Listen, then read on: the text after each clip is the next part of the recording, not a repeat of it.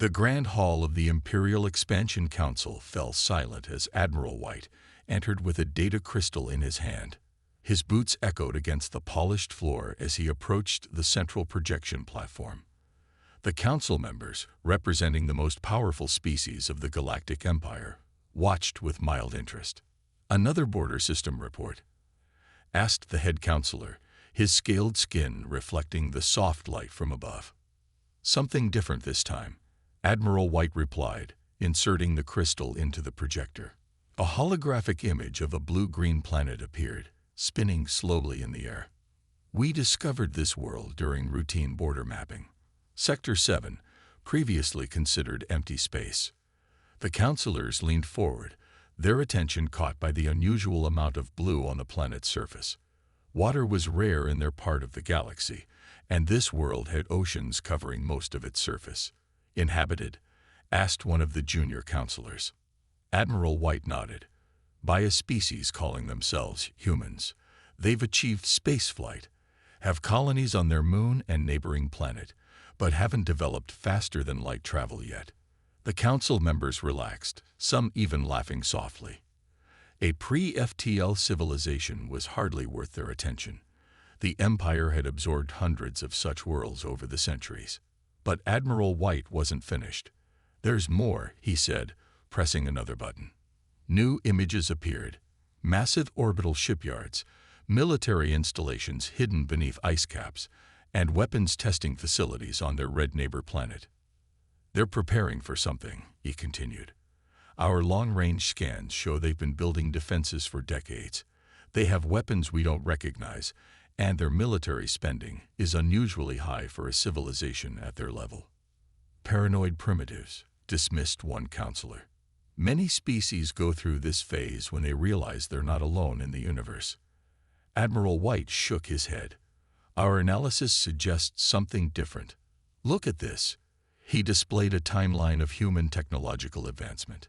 Most species take centuries to progress from basic flight to space travel. Humans did it in less than 70 years.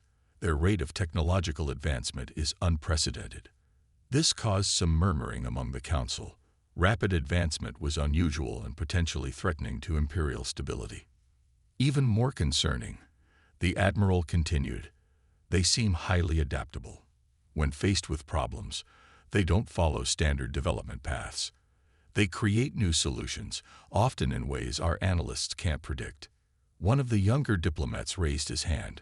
"Perhaps we should attempt peaceful contact. Their resources and adaptability could benefit the Empire." The suggestion was met with scoffs from the senior members. The Empire didn't make deals with pre-FTL civilizations. They absorbed them, as they had done for thousands of years. "Standard absorption protocol is recommended," stated the head counselor, already bored with the discussion.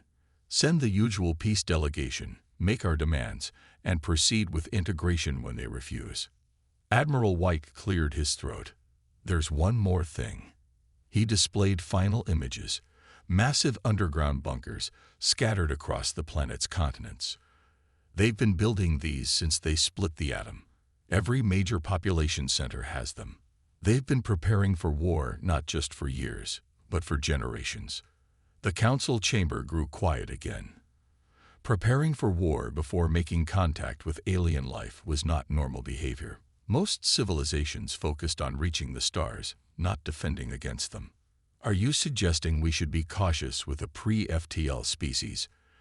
asked the head counselor, his tone dripping with sarcasm. "I'm suggesting we should be thorough," Admiral White replied carefully. "Standard protocols might need adjustment for this case."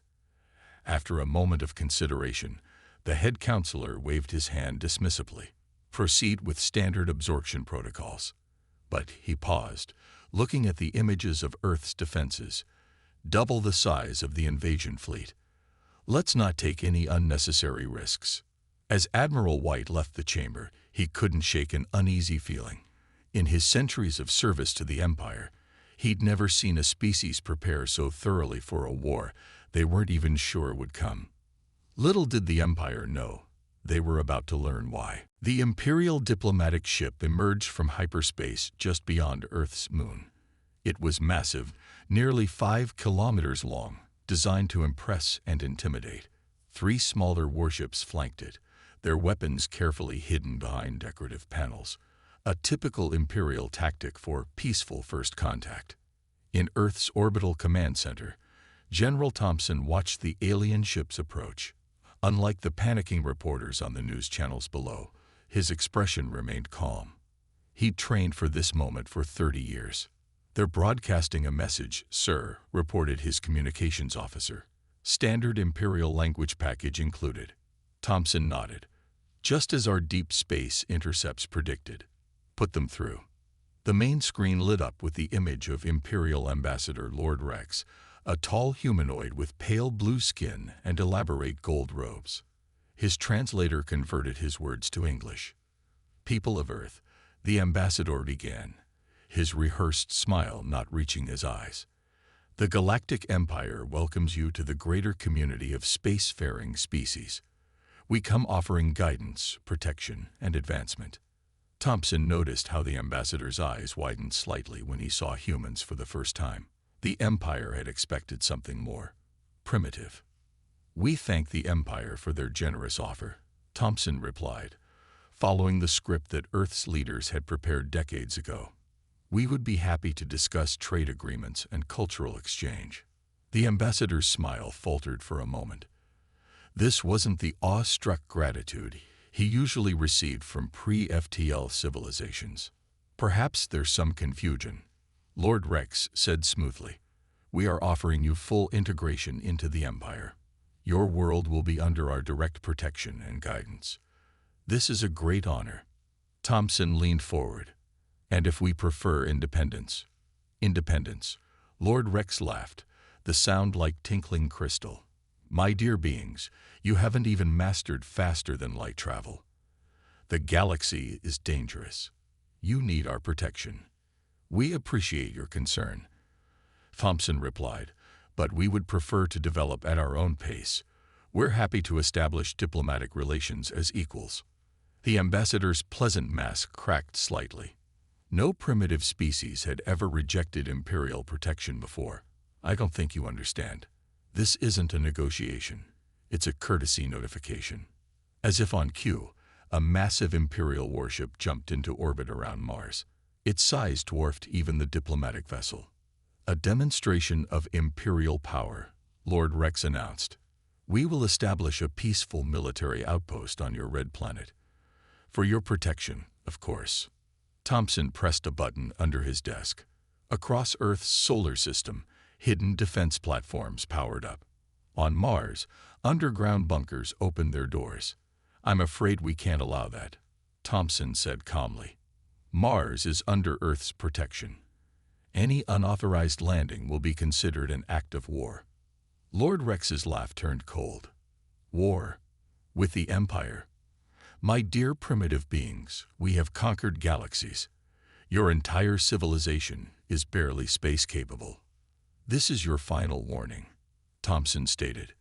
"Withdraw from Mars orbit, or we will be forced to respond." The Imperial warship began its descent toward Mars, ignoring the warning. Lord Rex watched smugly, expecting the humans to panic. Instead, Thompson gave a simple order: execute Defense Plan Alpha. Across Mars' surface, hidden silos opened, weapons that the Empire had never seen before. Hybrid designs combining Earth's best theories with technology, gleaned from decades of studying Imperial transmissions, powered up. The Imperial warship didn't even have time to raise its shields before the first wave hit. Concentrated electromagnetic pulses, designed specifically to disrupt Imperial technology, swept through the ship. As it struggled to maintain power, precision-guided kinetic rounds punched through its suddenly vulnerable hull. The mighty Imperial warship, pride of the fleet, began falling from Mars' sky in pieces. Lord Rex's smug expression vanished, replaced by shock and rage. This is impossible. You can't have weapons like that." "We've been preparing for this moment for a very long time," Thompson replied calmly. "Would you like to discuss those trade agreements now? As equals?" The ambassador's response was to cut the transmission. Within minutes, the Imperial ships vanished into hyperspace. In the following hours, as Earth's leaders met to discuss the coming war, a simple message was broadcast across all frequencies in perfect Imperial standard. You started this. Remember that. The first contact had failed. But for humanity, it had gone exactly as expected. 2 weeks after the Mars incident, the Empire launched what they called a standard pacification fleet, 500 warships strong. As they dropped out of hyperspace near Jupiter, Admiral Smith of the Earth Defense Force watched calmly from his command center deep within Europa, Jupiter's ice-covered moon. They'd brought exactly the number of ships our analysts predicted, he said to his staff.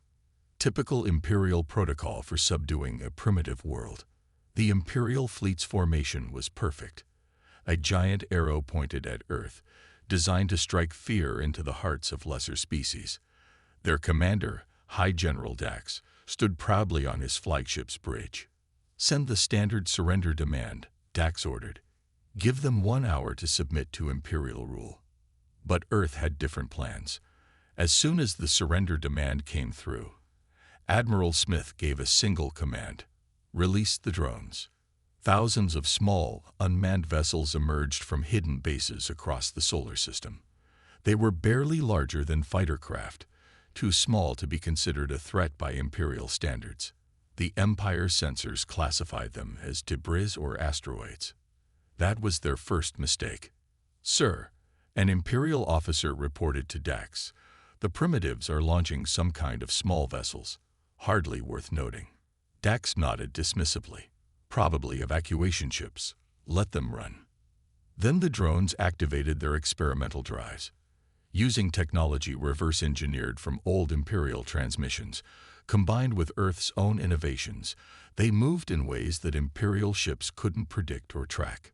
Sir, the Imperial officer suddenly shouted. The small vessels, they're accelerating at impossible speeds. Our targeting systems can't lock on. Before Dax could respond, the drones struck.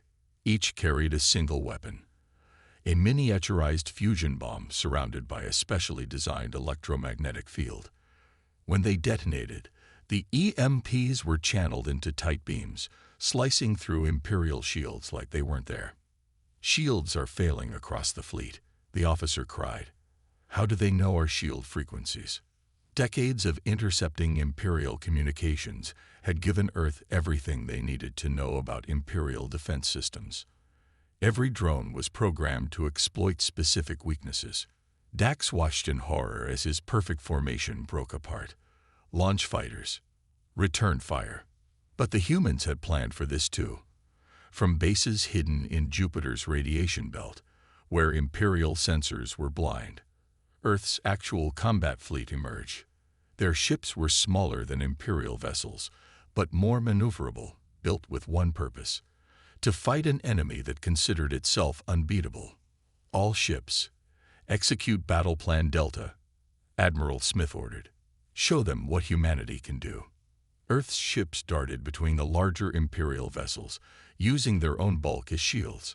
Human fighters, piloted by veterans of thousands of simulated battles against Imperial tactics, struck with surgical precision at weapon ports and engine arrays. This is impossible. Dax raged as another wave of ships went dark. Their targeting systems they couldn't possibly know about. But they did know. Every weakness, every blind spot, every standard Imperial response. Earth had studied them all. The battle lasted less than 3 hours. When it ended, half the Imperial fleet was destroyed or disabled. The other half retreated in disorder, something that hadn't happened in 10,000 years of Imperial history. In his command center, Admiral Smith watched the Imperial ships flee. Send the message, he ordered. Across every Imperial communications channel, in their own language, Earth broadcast. This was your lesson. There will not be another warning. The cost of the next attack will be total. Later that day, in the Imperial Council chamber, Dax tried to explain the impossible defeat.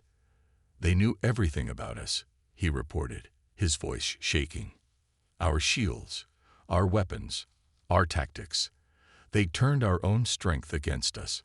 How? Demanded the head counselor. They're primitives. No, Admiral White interrupted, stepping forward. They're survivors. Everything they did today shows decades of preparation. They weren't building a civilization. They were building an army. As the council argued about how to respond to this unprecedented defeat, a simple message arrived from Earth. Your move. The galaxy's greatest empire had just learned a harsh lesson. Sometimes the most dangerous enemy is the one you underestimate. In a hidden research facility beneath the Rocky Mountains, Dr. Miller walked between rows of captured Imperial technology. The facility buzzed with activity as scientists and engineers worked on various pieces of alien equipment. On one table lay an Imperial energy rifle, partially disassembled. Next to it sat its human counterpart, smaller, uglier, but far more deadly. Show me what you've learned, Dr. Miller said to his team leader. The young engineer picked up the hybrid weapon. The Empire designs everything to be perfect, beautiful, and standardized. That's their weakness. He pointed to their modifications. We made it ugly, but it works better. Across the room, a captured Imperial scout ship hung suspended in a massive testing chamber. Its elegant hull had been stripped away, replaced with crude but effective human armor. Where there had been delicate sensor arrays, now sat robust Earth-made targeting systems. They prioritize beauty over function, Dr. Miller noted, making his way to the ship. We're doing the opposite. An alarm suddenly blared through the facility. Imperial ships detected entering the Kuiper Belt, announced the facility's eye. Dr. Miller smiled. Right on schedule. Time to test our new toys. In space, the Imperial fleet emerged from hyperspace with new tactics. Instead of one large formation, they came in small, scattered groups, trying to adapt to human warfare. Leading them was Commander Rex, recently promoted after most senior officers refused to face the humans again. Spread out and approach from multiple vectors, Rex ordered. They can't have defense grids covering every approach. But as his ships advanced, they encountered something new. The debris field from their last battle wasn't just wreckage, it was a trap. Chunks of destroyed Imperial ships, modified by human engineers, suddenly powered up. Each piece of debris contained Earth-made weapons powered by Imperial energy cores. The entire field became a minefield of hybrid weaponry. Evasive action. Rex screamed, but it was too late. The modified weapons fired. They weren't elegant or sophisticated, just Imperial power sources hooked to human guns. But they worked. The Empire's shields, designed to stop standard energy weapons, couldn't handle the crude but powerful human modifications. From Earth's lunar base, General Thompson watched the battle through enhanced sensors. Launch the new fighters, he ordered. Squadrons of Earth's latest spacecraft emerged from hidden bases. They looked wrong to Imperial eyes. A mix of sleek alien technology and blocky human design. Like their weapons, Earth's engineers had sacrificed beauty for effectiveness. An Imperial officer on Rex's bridge stared at the incoming ships in horror. Sir, they're using our own engines, but they've modified them. They're moving in ways our ships can't. The human fighters darted between Imperial ships with impossible agility. Their hybrid drives, combining Imperial power with human innovation, broke all the rules of proper spacecraft design. But they worked. How are they doing this? Rex demanded as another cruiser went dark. Those modifications should destroy the engines. He was right. By Imperial standards, the human changes were horrible mistakes. But humans didn't care about standards. They cared about results. In the Rocky Mountain facility, Dr. Miller watched the battle data flow in. Every engagement provided new information about Imperial technology and tactics. His teams were already drawing up plans for the next generation of hybrid weapons. Sir, one of his engineers called out, we've cracked their new shield frequency. They tried to adapt, but they only know how to adapt within their rules, Miller finished. We're not playing by their rules. The battle turned into a rout. Imperial ships, despite their superior technology, couldn't handle weapons that didn't follow proper design protocols. Their tactics, perfected over thousands of years, fell apart against enemies who ignored all the accepted principles of space warfare. As the Imperial fleet retreated again, Rex received a transmission from Earth, a video showing human engineers cheerfully taking apart Imperial technology, testing their crude but effective modifications, and preparing even more hybrid weapons. The message was clear: everything you give us, we will learn from. Everything we learn, we will use against you. In the Imperial Palace, the head counselor watched the battle recordings in stunned silence. These weren't the actions of primitives learning to use advanced technology. This was something worse: advanced technology being stripped down, modified, and repurposed by a species that had no respect for its proper use. The Empire had not just found a new enemy. They had found a species that could take their greatest strengths and turn them into weaknesses. And they were still learning. The Imperial Border Station's commander nearly spilled his drink when the alarm sounded. For centuries, this station had only monitored traffic heading toward Earth. No one expected attacks coming from that direction. Multiple ships dropping out of hyperspace. His sensor officer shouted, They're human vessels." The commander rushed to the view screen. What he saw made his blood freeze. 30 Earth ships emerged from hyperspace. Ugly hybrid vessels that combined stolen Imperial technology with human engineering. Their hulls were painted matte black, absorbing both light and sensor signals. "Impossible," he whispered. "They can't have hyperspace technology already." But they did. Humans hadn't just studied Imperial defense systems. They'd learned everything they could from every captured ship. While the Empire wasted time trying to break Earth's defenses, human scientists had been busy reverse engineering Imperial hyperdrives. "Sir," the sensor officer's voice cracked. "They're launching fighters, hundreds of them. These weren't the elegant Imperial fighters that could perform beautiful but predictable maneuvers. These were human-made machines, dirty and dangerous, equipped with weapons that violated half a dozen Imperial design protocols." The station's commander reached for the emergency beacon, but it was too late. General Thompson stood on the bridge of the Earth flagship Vengeance, watching the Imperial station's lights go dark. "First objective secured," he reported back to Earth Command. "Moving to Phase 2. Across 3 sectors of Imperial space, similar scenes played out. Human ships struck border stations, supply lines, and communication relays. They didn't try to hold territory. They didn't need to. This was about sending a message. On the Imperial capital world, the High Council received disturbing reports from across the border regions. Council member Dax, recently demoted from his military command, read them with growing horror. "They're not just defending anymore," he reported to the Council. "They're striking deep into our territory, using our own hyperspace lanes against us." "How are they finding the lanes?" demanded the head counselor. "They're not." Another council member spoke up. "They're making new ones. Their ships are calculating their own paths through hyperspace." This news sent shockwaves through the council. Imperial hyperspace lanes were carefully plotted over thousands of years. The idea of calculating new routes on the fly was considered reckless and impossible. But humans didn't care what the Empire considered impossible. Back in space, the Earth fleet approached their primary target, the Imperial Navy's primary supply depot for the Earth campaign. The base's commanders had fortified it according to all standard Imperial protocols. General Thompson smiled as his sensors showed the base's defenses. "They're still thinking like Imperials," he said to his bridge crew. "Launch the drones." What followed wasn't a proper battle by Imperial standards. The human ships didn't maintain formation. They didn't follow engagement protocols. Their fighters flew in patterns that made Imperial targeting computers crash trying to predict their movements. "Send the broadcast," Thompson ordered as the battle reached its peak. Across every Imperial channel, on every world within range, humans transmitted video of the battle. They showed Imperial ships falling to human weapons. They showed Imperial bases burning.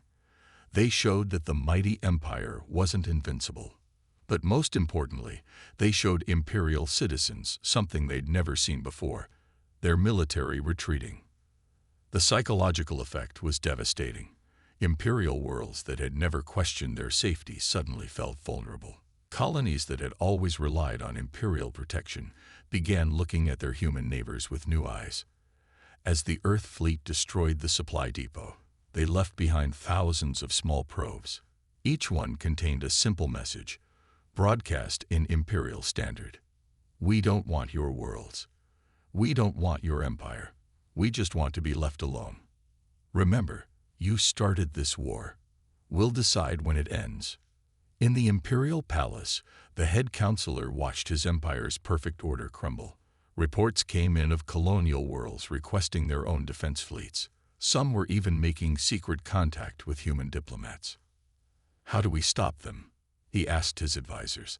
An old admiral, who had warned against provoking Earth from the start, replied quietly, "We don't. We've woken something that doesn't know how to stay beaten. The only question now is, how much are we willing to lose before we admit it?" The Empire had ruled the galaxy through perfect order and unquestioned authority. Now they faced an enemy that turned chaos itself into a weapon, and their perfect order was breaking apart. The Imperial Council chamber erupted into chaos as the latest reports arrived. 3 more colony worlds had declared themselves neutral in the war against Earth. Trade routes were disrupted. Imperial citizens were demanding answers about the human conflict. "How are they doing this?" the head counselor shouted, throwing a data pad across the room. "They haven't conquered a single world, yet our empire is falling apart." Admiral White, now one of the few senior officers who dared speak about the human problem, stepped forward. "They're not trying to conquer us," he said quietly. "They're making us defeat ourselves." On the main screen, footage from Earth's latest attack played. Unlike Imperial broadcasts that showed only victories, humans shared everything. They showed their ships taking damage. They showed their fighters making mistakes and recovering. They showed real combat, messy and brutal. "Turn that off," ordered the head counselor. "We can't," responded a junior officer. "It's being broadcast on all channels. Our best technicians can't block it." In the footage, a human ship took a direct hit from an Imperial cruiser. Instead of exploding gracefully like proper ships should, it turned its wounds into weapons. Venting atmosphere became propulsion. Damaged sections were jettisoned as projectiles. "This is what they want everyone to see," Admiral White explained. "Not just their victories, but their resilience. They're teaching our people something dangerous, that the Empire isn't invincible." On thousands of Imperial worlds, citizens watched the same footage. They saw humans fighting with desperate creativity. They saw Imperial ships, perfect and beautiful, falling to ugly but effective human weapons. Most importantly, they saw something many had never witnessed: Imperial forces retreating. In a secure conference room, representatives from 5 Imperial colony worlds met secretly with human diplomats. General Thompson led the Earth delegation. "We don't want your territories," Thompson explained calmly. "We don't want to rule anyone. We just want to be left alone. And we're willing to extend the same courtesy to others." "The Empire won't allow it," one colonial governor said. Thompson smiled. "The Empire can't stop it. Look at your reports. Their supply lines are disrupted. Their communications are compromised. They can't control what their own citizens are watching or thinking anymore." He gestured to a holographic map showing recent battle sites. "Notice we haven't occupied any of these positions. We strike, we demonstrate our capabilities, and we leave. The message is clear. We can hit anywhere, anytime, but we choose not to stay." The colonial representatives exchanged glances. This was different from Imperial conquest. This was something new. Back in the Imperial Palace, the crisis deepened. Reports arrived of unrest on core worlds. Citizens were asking uncomfortable questions. Why couldn't the mighty Empire defeat these primitives? Why were humans broadcasting real battles while Imperial news showed only ceremonies and parades? We have to respond, the head counselor insisted. Show them our true power. Gather the fleet for a final assault on Earth. Admiral White shook his head. Half our fleet commanders are refusing to engage human forces. They've seen the footage. They know what happened to the others. Cowards. No, White corrected. Survivors. The humans have taught them something we never wanted our forces to learn. Fear. As if to emphasize his point, new broadcasts began playing across Imperial space. They showed Earth's factories producing more hybrid ships. They showed human engineers developing new weapons. They showed military academies full of young officers studying Imperial tactics and developing counters. The message was clear. Earth was getting stronger every day. In orbit around each Imperial world, small human probes appeared, impossible to destroy or disable. They broadcast a simple message. We offered peace. You chose war. We have demonstrated a fraction of our capabilities. The next phase of our response will not be a demonstration. You have one standard week to withdraw all Imperial forces from Earth space and recognize our independence. After that, we stop holding back. The head counselor stared at the message in disbelief. They dare threaten us. Admiral White watched the faces of his fellow council members. He saw something he'd never seen before in Imperial leadership: doubt. No, he replied. They're offering us our last chance to save the Empire. The question is, are we wise enough to take it? The Empire had ruled through fear for millennia. Now they faced an enemy that had mastered fear as a weapon and turned it back against them. The Imperial Palace's Grand Hall, which had stood unchanged for 10,000 years, now hosted something unprecedented: a peace conference with humans as equals. The Imperial flags hung beside Earth's banner, a sight that would have been unthinkable months ago. General Thompson sat at the negotiation table, facing the Imperial Council. Behind him stood a simple hologram showing Earth's latest military advances, a subtle reminder of why they were here. The terms are simple, Thompson stated, his voice calm but firm. Earth and its solar system remain independent, a buffer zone of 50 light-years in all directions. Free trade with any worlds that wish to engage with us. And most importantly, a recognition of human sovereignty. The head counselor, his ornate robes now seeming somehow less impressive, shifted uncomfortably. And if we refuse? Instead of answering, Thompson pressed a button. The hologram changed to show thousands of small, stealthy human ships already positioned near key Imperial worlds. They had been there for weeks, undetected by Imperial sensors. We don't make threats, Thompson said quietly.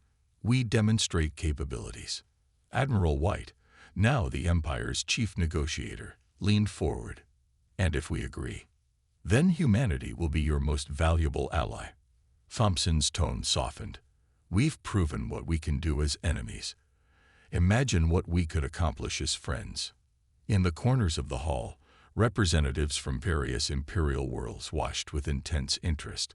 Many had already signed separate treaties with Earth, impressed by humans' promise to respect independence rather than demand submission. The Empire has stood for 10,000 years, the head counselor protested. We cannot change our fundamental nature. You already have. Admiral White interrupted. Look around. Independent worlds trading freely. Military tactics evolving. Citizens questioning old ways. Humans didn't just fight our ships, they showed us a different way to exist. The evidence was undeniable. In the months since the war began, the rigid Imperial structure had transformed. Worlds that adopted human-style independence were thriving. Imperial ships that copied human tactics were surviving. Change was no longer just possible, it was inevitable. Thompson stood and walked to a large window overlooking the capital city. Your empire was stagnant, he said. Perfect, beautiful, unchanging, and dying. We showed you something you've forgotten. The power of adaptation. As if to emphasize his point, a human ship flew past the window.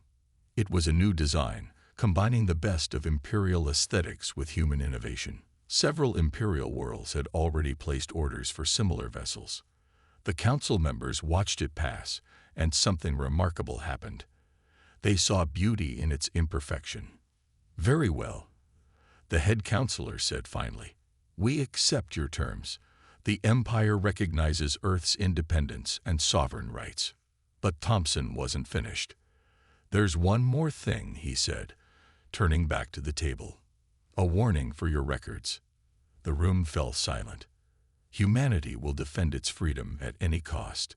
We don't want war, but we'll never run from one. Remember that before you ever consider changing these terms." In the days that followed, the galaxy witnessed an unprecedented transformation. The Empire began reforming, forced to adapt to a new reality where not all civilization followed their perfect pattern. Trade routes reopened, now carrying ideas as well as goods. In military academies across Imperial space, a new message appeared on every wall. Never provoke the humans. It wasn't placed there by human demand. The Empire did it themselves, a hard lesson learned. 1 year after the peace treaty, Admiral White stood on the observation deck of Earth's new space station, watching ships from a dozen worlds dock and trade. "Did you know it would end this way?" he asked Thompson, who stood beside him. Thompson shook his head. "We prepared for total war, hoped for peace, and achieved something in between: change." Below them, Imperial engineers studied human modifications, while human scientists learned Imperial theory. Both sides growing stronger together than they had ever been apart. The Empire feared chaos. White mused. "Humans taught us to embrace it, to adapt." "That's why we survived," Thompson replied. "And why we'll keep surviving, no matter what comes next." As they watched, a new ship class emerged from Earth's shipyards, a perfect blend of Imperial grace and human ingenuity. Its name, written in both human and Imperial script, said everything about the new age. Second chances. The galaxy had changed forever. The Empire had learned to adapt, humanity had found its place among the stars, and a new order had emerged, one based not on submission, but on mutual respect and the simple warning: never underestimate humans.